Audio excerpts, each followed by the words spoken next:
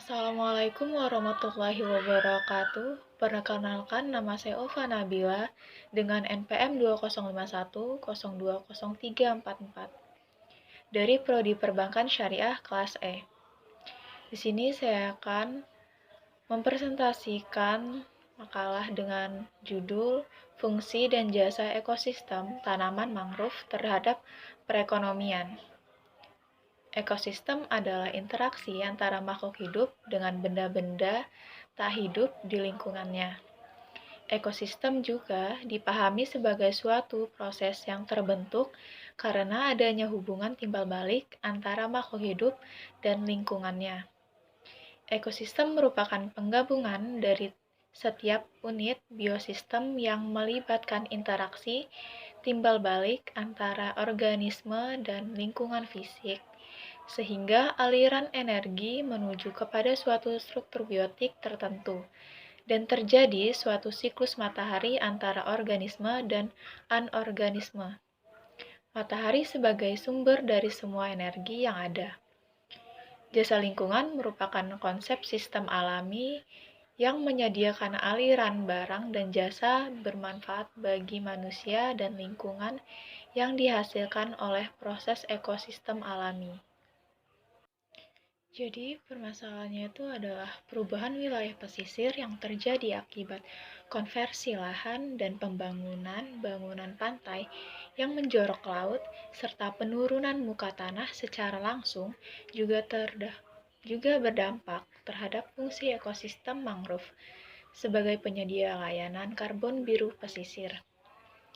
Ekosistem mangrove pada beberapa daerah turut terabrasi akibat pengaruh gelombang yang menerpa pesisir pantai.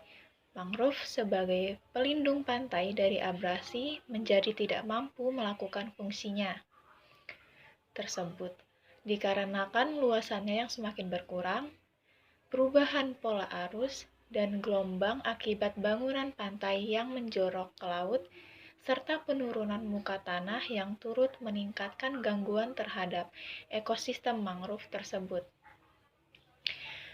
Dan di sini udang memiliki ketergantungan hidup pada ekosistem mangrove, yaitu sebagai tempat pembesaran dan tempat mencari makan serta memiliki nilai ekonomi yang tinggi. Maka dari itu, jika ekosistem mangrove menurun, maka perekonomian warga di sekitar pantai tersebut yang menopang kehidupannya pada tambak udang maupun ikan akan menurun.